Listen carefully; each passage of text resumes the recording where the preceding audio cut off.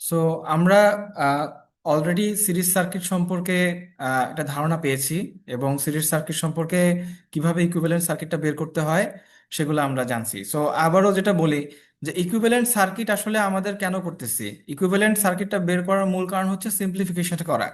আমরা যে ম্যাথ করতাম বা ম্যাথ করি, আমরা সিম্পলিফাই করি না, তো সিম্পলিফিকেশন করি ফর বেটার আন্ডারস্ট্যান্ডিং। তো এখানে তো সিরিজ সার্কিটটা যেভাবে করব, প্যারালাল সার্কিটকেও আমাকে সিম্পলিফিকেশন করা শিখতে হবে। যদি প্যারালাল সার্কিট সিম্পলিফিকেশন করা শিখি, তাহলে সিরিজ প্যারালাল সার্কিটগুলোকেও আমরা তখন ইকুইভ্যালেন্ট সার্কিট ইজিলি করতে পারবো। সো আমরা যদি এখন প্যারালাল সার্কিটের দিকে যাই, তাহলে খেয়াল করে দেখেন যে এখানে রেজিস্টর ইন প্যারালাল, এটা আসলে কি বোঝাচ্ছে সেটা আমাদেরকে আগে একটু বুঝতে হবে। সো রেজিস্টর ইন প্যারালালে একটা জিনিস মনে রাখতে হবে, বা লোড সার্কিট যদি প্যারালালে থাকে, সেটা হচ্ছে যে প্রত্যেকটা রেজিস্টরের এক মাথা সবগুলো একসাথে কানেক্টেড থাকবে এবং তাদের লেজগুলো সবগুলো একসাথে কানেক্টেড থাকবে।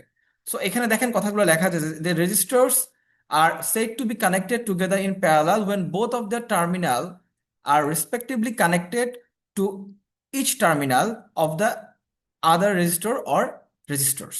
তার মানে হচ্ছে দেখেন, এখানে এই রেজিস্টর, তিনটা রেজিস্টরের একটা মাথা সবগুলো একসাথে কানেক্টেড এবং অপর যে মাথাটা সবগুলো একসাথে কানেক্টেড।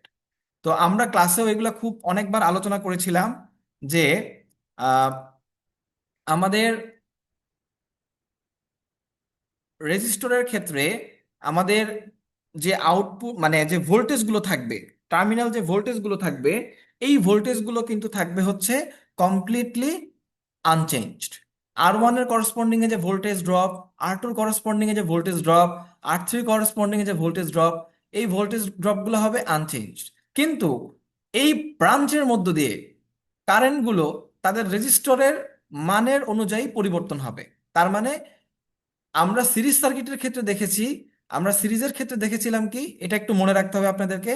সিরিজের ক্ষেত্রে সিরিজের ক্ষেত্রে আমরা দেখেছি আমাদের ভোল্টেজটা হচ্ছে চেঞ্জ হচ্ছে, ভোল্টেজ চেঞ্জ, কিন্তু কারেন্ট হচ্ছে আপনার সেম থাকতেছে, আনচেঞ্জড।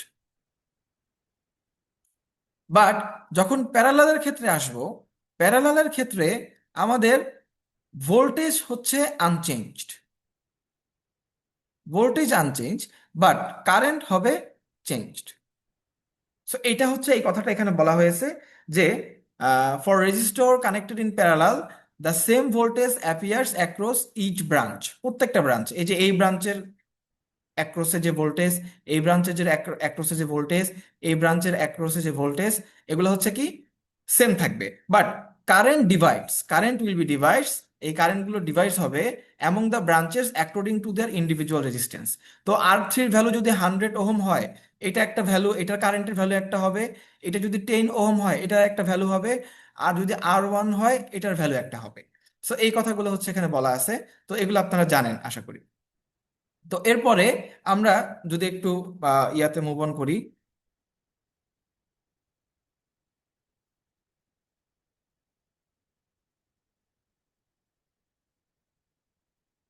যে প্যারালাল রেজিস্টরের ইকুয়েশন গুলাতে এখানে আপনি কিভাবে এটাকে হচ্ছে আপনি আহ, মানে ইকুইভ্যালেন্ট করবেন। তো এটা তো আপনারা জানেন যে আমরা এটাকে ইকুইভ্যালেন্ট করবো জাস্ট খুব সিম্পলি 1/RT, বা টোটাল রেজিস্ট্যান্স, বা 1/R equivalent, it will be 1/R1 plus 1/R2 plus 1/R3।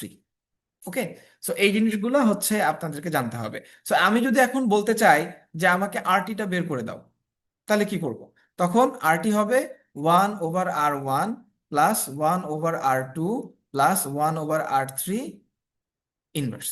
Okay. So এই হচ্ছে বেসিক আমাদের পার্ট। এখন এগুলো আমাদের সবচেয়ে বেশি প্রয়োজন হবে যখন আমরা সিরিজ প্যারালাল এই কম্বিনেশনটা আমরা ইকুইভ্যালেন্ট সার্কিটটা বের করতে যাব। ওকে। সো লেটস সে আপনার মানে অনেক সময় দেখা যায় আমাদেরকে খুব তাড়াহুড়া, বিশেষ করে যখন অ্যাডমিশন টেস্টের জন্য অনেক সময় দেখা যায় যে মাস্টার্স করতে কেউ বুয়েটে অ্যাডমিশন টেস্ট দিচ্ছেন, বা এরকম ক্ষেত্রে দেখা যায় অনেক সময় ইলেকট্রিক্যাল সার্কিট যদি এরকম আসে, তখন দেখা যায় যে আমাদেরকে একটু শর্টকাট টেকনিক জানতে হয়।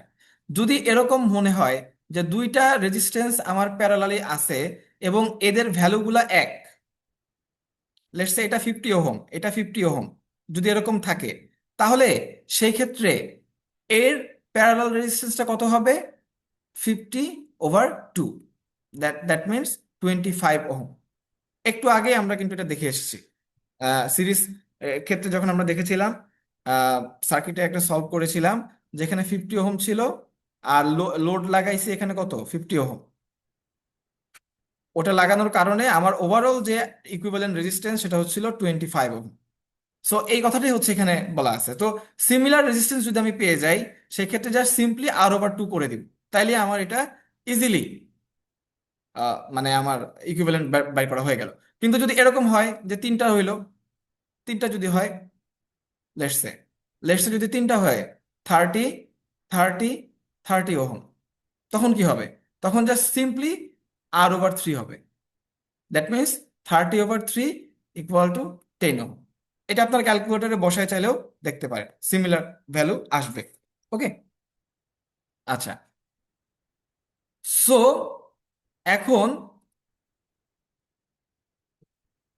ভেরিয়াস প্যারালাল রেজিস্টার নেটওয়ার্ক, এইটা আমাদেরকে একটু বুঝতে হবে। অনেক সময় এই নেটওয়ার্কগুলো ইন্ডিভিজুয়ালি আমাদের দেওয়া থাকে, আমরা ডিসিশন নিতে ভুল করি যে আসলে এটা কি সিরিজ নাকি প্যারালালে আছে। তো আমরা যখন নেক্সট ক্লাসে, আগামী ক্লাসে যখন আমরা সিরিজ প্যারালাল কম্বিনেশনের এগুলার ইকুইভ্যালেন্ট সার্কিটটা বের করব, এগুলো খুব ইম্পর্টেন্ট, আপনাদেরকে বুঝতে হবে। লেটস সে এই পার্টটুকু যদি আমরা খেয়াল করি, দেখি এ আর বি এটা কি সিরিজে নাকি প্যারালালে। আমরা তো এখন এরকম করে দেখতেছি যে না, এটা তো সিরিজে আছে, কারণ এখান দিয়ে কারেন্ট তো লুপ একটাই। আসলে they are not in series. Why? কারণ খেয়াল করে দেখেন, আমরা কি দেখছি, এর একটা মাথা এবং বি এর একটা মাথা, ওরা হচ্ছে একটা নোডে কানেক্টেড।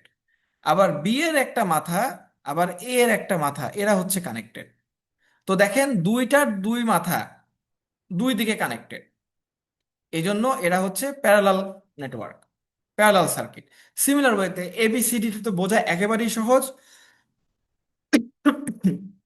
এবিসিডির পুরো মাথাগুলো একসাথে কানেক্টেড, আর অপর মাথার দিকটা এখানে কানেক্টেড। সো এটা হচ্ছে প্যারালাল সার্কিট, প্যারালাল নেটওয়ার্ক। এবিসির ক্ষেত্রে এই এই নেটওয়ার্কটা ইজিলি আইডেন্টিফাই করা যায়, এটাও হচ্ছে ইজিলি আইডেন্টিফাই করা যায় যে এগুলোর মাথাগুলো সব এক জায়গায় কানেক্টেড। সবচাইতে একটু মানে ট্যাকটিক্স যেটা একটু বুঝতে হয়, এই ক্ষেত্রে দেখেন এবিসি, এটা কার সাথে কি কানেক্টেড এটা একটু বোঝার জন্য ডিফিকাল্ট হয়ে যায়। তো এক্ষেত্রে খেয়াল করে দেখেন, এই যে বি এর যে মাথাটা, সি এর যে মাথাটা, এরা কানেক্টেড, আবার এ এর মাথাটা, এরা হচ্ছে এক জায়গায় কানেক্টেড। আবার বি এর একটা মাথা, সি এর একটা মাথা এবং এ এর একটা মাথা, এরা আবার একসাথে কানেক্টেড।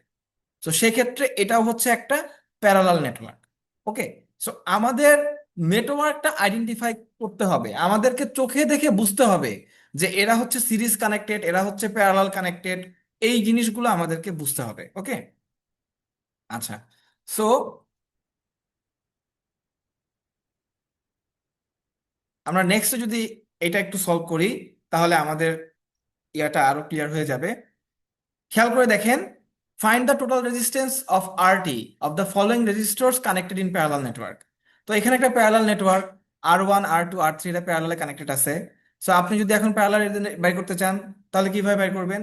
খুবই simple, just 1/RT, 1/R1, 1/R2, 1/R3। So এইভাবে আমি যদি সলভ করে ফেলি, তাহলে কত আসবে ক্যালকুলেটারে? 0.0117। এখন এটা তো 1/RT, এই যে ভ্যালুটা পেয়েছি এখানে, সেটা হচ্ছে 1/RT। তো আরটি যদি পাইতে হয় তাহলে কি করতে হবে? এটাকে ইনভার্স করতে হবে। সো আমি 0.0117কে ইনভার্স করে দিলেই আমার ভ্যালুটা আসে 85.47 ওহম। ওকে, সো এই জিনিসগুলো আপনাদেরকে একটু বুঝতে হবে। এখন আমরা এই জিনিসটা এখানে করেছি যে R1, R2 দুইটা ডিফারেন্ট রেজিস্টর। এখন এটার করসপন্ডিং যদি আমি 1/RTটা বের করি, তাহলে এটা হচ্ছে 1/R1 প্লাস 1/R2। এখন এখানে যদি আমি ওভারঅল রেজিস্ট্যান্স বের করতে চাই আরটি, তাহলে সেটা হবে 1 plus 1/R1 plus 1/R2 inverse. তাহলে এখানে একটু সলভ করি। R1 R2 R1 plus R2 inverse, inverse মানে জাস্ট উল্টায় দেওয়া। এখন উল্টায় দিলাম, R1 R2 R1 plus R2। So similar ওয়েতে এখানে আমরা এই আরটির ভ্যালুটা বের করতে পারি। সো এইগুলো আমাদের খুবই কাজে লাগবে, এই বেসিক কনসেপ্ট গুলা। লেটস সে আমরা এরপরে রেজিস্টার ইন প্যারালাল এখানে আরেকটা এক্সাম্পলে আসি। কারেন্ট যে ডিফারেন্ট হয় সেটা আমরা এখানে বের করব। ওকে, সো এখানে খুব সিম্পল ওয়েতে দেখেন, খেয়াল করে দেখেন যে আপনি চাইলে এখানে আমার ওহমস ল ব্যবহার করে আমি আমার এখানে R1 R2 R3 R4 এই করসপন্ডিং এ ভোল্ট মানে কারেন্টের ড্রপ মানে চেঞ্জ কতটুকু হচ্ছে সেটা আমি বাইর করতে পারবো। আর ভোল্টেজ ড্রপ তো আমার সেমই হবে, এটা তো প্যারালাল সার্কিটের ধর্ম, ক্যারেক্টারিস্টিক্স, যে আমার এর প্রত্যেকটা চারটা রেজিস্টরের করসপন্ডিং এ আমার ভোল্টেজ ড্রপ হচ্ছে 24 ভোল্ট করে হবে। তো আমি যদি এখন এটাকে বাইর করতে চাই ওহমস ল অ্যাপ্লাই করি, তো সিম্পল ভাবে আমি I1 এর ভ্যালু বাইর করতে পারবো VS/R1, I2 এর ভ্যালু হচ্ছে VS/R2, I3 ভ্যালু হচ্ছে VS/R3, এবং I4 এর ভ্যালু হচ্ছে VS/R4। তো ওভারঅল আমার কত কারেন্ট হচ্ছে 24, 2.4, 1.2, 0.8, 0.6। তো এটা হচ্ছে আমার ওভারঅল কারেন্ট। তো আমি যদি টোটাল কারেন্টটা এখন বের করতে চাই, তাহলে টোটাল কারেন্ট কত হবে? টোটাল কারেন্ট হবে IT is equal to I1 plus I2 plus I3 plus I4। ওকে, এই জিনিসটা আমাদেরকে একটু মনে রাখতে হবে। তো আমরা এরপরে যদি এটা সলভ করি, যে খেয়াল করে দেখব যে আমার টোটাল কারেন্ট এখানে চলে আসে মানে 5 অ্যাম্পিয়ার। ওকে, এখন আমি যদি আরটি মানে এখন বলি যে আমার এটা কি ঠিক কিনা, জাস্টিফাই করি যে আমার আইটিটা আদৌ 5 অ্যাম্পিয়ার কিনা, তাহলে আমাকে কি করতে হবে? এটার ইকুইভ্যালেন্ট রেজিস্ট্যান্স বাইর করতে হবে। তো এটার ইকুইভ্যালেন্ট রেজিস্ট্যান্সটা কি? এখন এই এই সিরিজ মানে প্যারালাল সার্কিটের ইকুইভ্যালেন্ট রেজিস্ট্যান্স যদি হয় 1/RT, মানে আরটিটা হচ্ছে ইকুইভ্যালেন্ট রেজিস্ট্যান্স। তো আমরা তো কি জানি 1/RT equal to 1/R1 plus 1/R2 plus 1/R3 plus 1/R4, এই যে এখানে যেটা করা আছে। হ্যাঁ, এই যে সিমিলার ওয়েতে এখন আমি যদি 1/RT কে এই যে ভ্যালুটা পেয়েছি আরটি আনতে চাই, তাহলে জাস্ট এটাকে ইনভার্স করে দিব। ইনভার্স করে দিলে এই ভ্যালুটা আসে 1/0.2083। এখন এক্সামে চাইলে আপনি ডিরেক্ট এটাকে ইনভার্স করে আরটির ভ্যালু 4.8 ওহম লিখতে পারেন, কোনো সমস্যা নেই। ওকে, সো এটা নিয়ে কোনো হেজিটেশনের প্রয়োজন নাই। সো এখন আমি যদি বলি যে এটার ইকুইভ্যালেন্ট রেজিস্ট্যান্স কত হবে 4.8, এই যে দেখেন এই পুরা চারটা সার্কিটের পরিবর্তে আমি একটা রেজিস্ট্যান্স, চারটা রেজিস্ট্যান্স পরিবর্তে একটা রেজিস্ট্যান্স আঁকলাম, যেটা হচ্ছে আরটি ইকুয়াল টু 4.8, কারেন্টের value IT equal to 5 ampere, VS এর ভ্যালু 24 ভোল্ট। তার মানে এই পুরা চারটা রেজিস্টরের যে নেটওয়ার্ক সেটার পরিবর্তে আমি একটা মাত্র রেজিস্ট্যান্সে এটাকে চেঞ্জ করলাম, যেখানে আমার সার্কিটের ভোল্টেজের পরিবর্তন হয় নাই, কারেন্টের পরিবর্তন হয় নাই, ওভারঅল ক্যারেক্টারিস্টিক্স এর কোনো পরিবর্তন হয় নাই। এই জন্য এটাকে আমরা বলতে পারি এটা একটা ইকুইভ্যালেন্ট সার্কিট বা ইকুইভ্যালেন্ট রেজিস্ট্যান্স। ওকে, সো কারেন্ট ডিভাইডার রুলটা নিয়ে কিন্তু আমরা ক্লাসে খুব আলোচনা করেছি। তারপরও আমি একটু আপনাদেরকে আরেকবার রিমাইন্ডার দিচ্ছি যে এখানে আমরা কি জানি যে আইটি হবে কি I1 প্লাস I2, তাই তো? এখন খেয়াল করে দেখেন, তাহলে আমি কি জানি I1 কি, আমরা কি জানি V1 equal to I1R, R V2 I2R। এখন প্যারালাল সার্কিটের ক্ষেত্রে ভোল্টেজ ড্রপ সেম থাকবে, V1 V2 it will be V। That means এখানে আমার I1 হচ্ছে V/R1 আর I2 হচ্ছে V/R2, তাই তো? এখন আমি এই ইকুয়েশন নাম্বার ওয়ানে যদি আইটি বাইর করতে চাই, তাহলে এটা কিভাবে করতে পারবো? V/R1 plus V/R2। তাহলে আমি এখানে ভি কমন নিয়ে নিলাম, 1/R1 প্লাস 1/R2।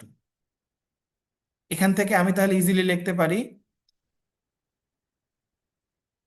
যে V/R1 R2 R1 plus R2।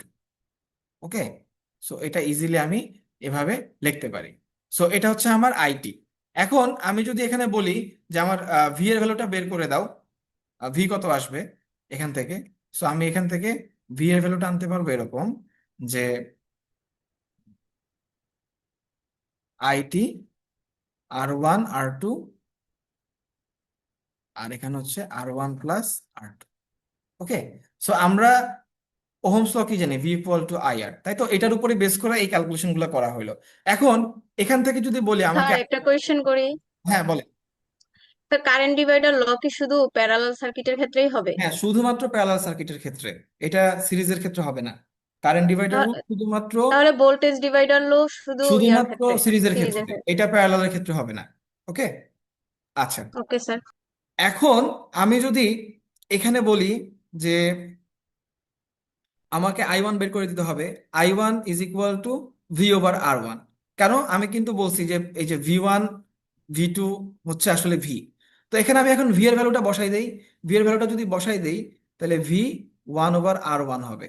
তাহলে V1/R1 যদি হয়ে যায়, তাহলে ভি এর ভ্যালু বসাই দেন, আইটি × R1 R2, আর হচ্ছে R1 + R2 × 1/R1। এখন এই দেখেন R1 কাটা, তাইলে আমার I1 কি আসে, R2 আইটি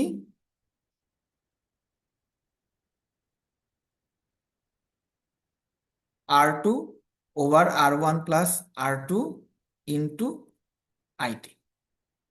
ঠিক একইভাবে আমরা যদি এই ভ্যালুটাকে চেঞ্জ করি এই I2 এর জন্য, তখন আমরা লিখতে পারবো, লেটস সে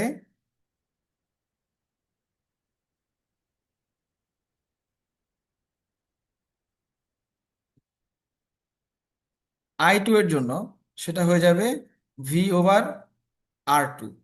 তার মানে তখন এটা হয়ে যাবে যে R1 R2 R1 + R2 × 1/R2, আর এটা হচ্ছে আইটি।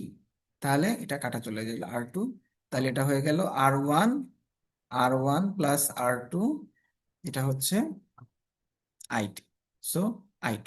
তো এইভাবে হচ্ছে আমরা এই ক্যালকুলেশন গুলো দুইটা ব্রাঞ্চে, আমি জাস্ট পুরাটা না করে জাস্ট সিম্পলি এই ফর্মুলা বসাই দিয়েই আমরা কিন্তু ক্যালকুলেশন গুলা করতে পারি।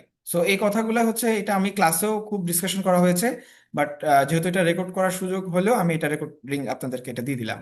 সো সিমিলার ওয়েতে আমি তিনটা রেজিস্ট্যান্সের ক্ষেত্রেও কিন্তু এই সেম ফর্মুলেশন তখন ব্যবহার করতে পারবো না।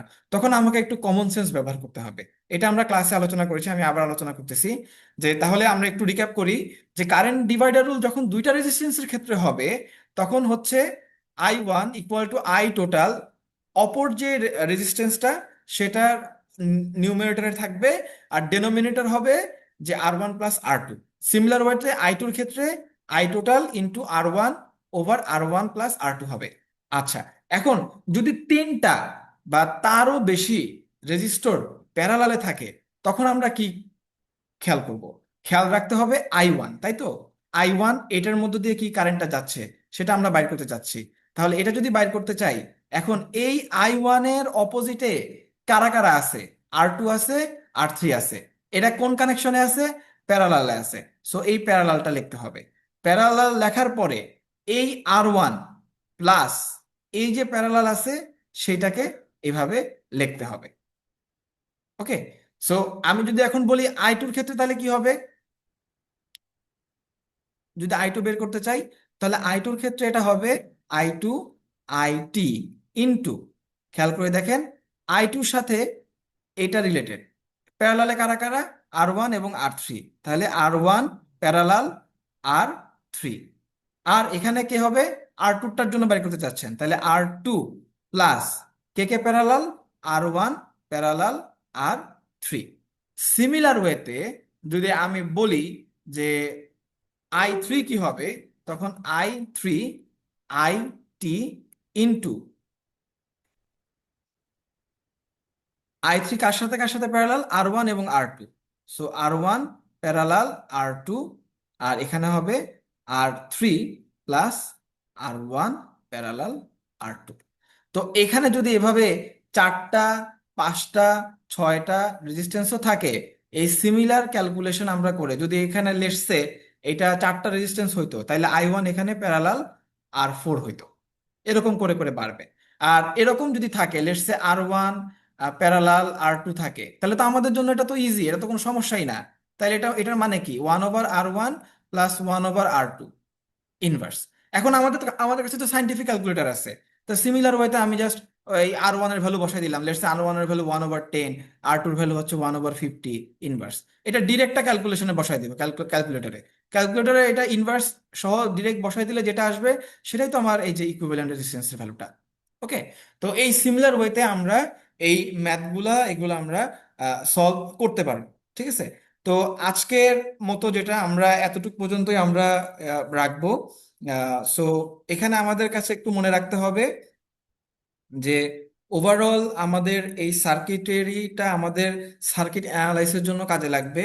আর এই যে সিরিজ প্যারালালের যে ইকুইভ্যালেন্ট রেজিস্ট্যান্সটা আমরা বের করব, এটা প্রত্যেকটা স্টেপে আমাদেরকে আলাদাভাবে মানে সার্কিটগুলো সলভ করতে হেল্প করবে।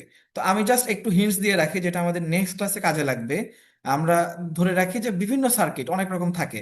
লেটসে মানে এটা আমি এখন করাবো না, জাস্ট আপনাদেরকে দেখানোর জন্য।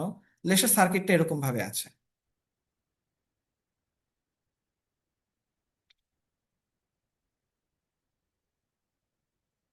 এরকম ভাবে আছে লেটসে। তো এরকম ভাবে আছে, আপনাকে বলা হবে এর করসপন্ডিং আর ইকুইভ্যালেন্ট বা ইকুইভ্যালেন্ট রেজিস্ট্যান্সটা বের করে দেখাও। এখানে আর আছে, আর আছে, আর আছে, আর আছে, আর আছে। Let's say R1, R2, R3, R4। তো এখানে কিন্তু দেখেন এটা কিন্তু সিরিজ প্যারালাল কম্বিনেশন। কেন? খেয়াল করে দেখেন, এই পার্টটুকু এরা কিন্তু হচ্ছে সিরিজ কানেক্টেড। তাহলে এটা কি হবে, এখানের যে ইকুইভ্যালেন্ট রেজিস্ট্যান্সটা হবে আর, এটা হচ্ছে R3, R4। আচ্ছা, তাহলে এটা হলো আর, ধরলাম এটা হলো R'1'। তাহলে এখন যে সার্কিটটা হবে সেটা হবে দেখতে ঠিক এরকম। এটা হচ্ছে R', আর এটা হচ্ছে R2, আর এটা হচ্ছে R1। এখন খেয়াল করে দেখেন, এই R' এবং এই R2 এরা কিন্তু আবার প্যারালাল। এরা যদি প্যারালালে হয় তখন এটাকে আপনাকে সলভ করতে হবে না? এই R2 প্যারালাল R', তার মানে কি 1/R2 প্লাস 1/R'। আমরা নেক্সট ক্লাসে এটা ম্যাথ করব, তখন আরো ইজি হবে। তো এইটা ইয়া করে তখন ধরলাম যে রেজাল্টটা পাবো সেটা হচ্ছে R'। সো দেখেন R1, মানে এখানে আমার R1 যেটা আছে, R1, আর এখানে হচ্ছে R'। এরা কিন্তু আবার সিরিজ কানেক্টেড। তো আপনার ফাইনালি যে ইকুইভ্যালেন্ট রেজিস্ট্যান্সটা আপনি পাচ্ছেন, that is R1 plus R'। Okay. So এইভাবে আমরা ইকুইভ্যালেন্ট রেজিস্ট্যান্স গুলা সলভ করব। এখন এইটা আমাদের কেন দরকার, আমরা থিভনিন ল শিখবো, নর্টন ল অ্যাপ্লাই করব। থিভনিন ল, নর্টন ল, এগুলো অ্যাপ্লাই করতে গেলে, ম্যাক্সিমাম পাওয়ার ট্রান্সফার বের করতে গেলে আমাদের ইকুইভ্যালেন্ট রেজিস্ট্যান্স অবশ্যই অবশ্যই লাগবে, খুবই ইম্পর্টেন্ট। সো এই জন্য আমি এত সময়টা আপনাদের জন্য দিচ্ছি। আশা করি আপনারা বুঝতে পেরেছেন। কারো যদি কোনো কনফিউশন থাকে অবশ্যই আমাকে কোশ্চেন করবেন। তো আজকের ক্লাস এতটুকু পর্যন্তই।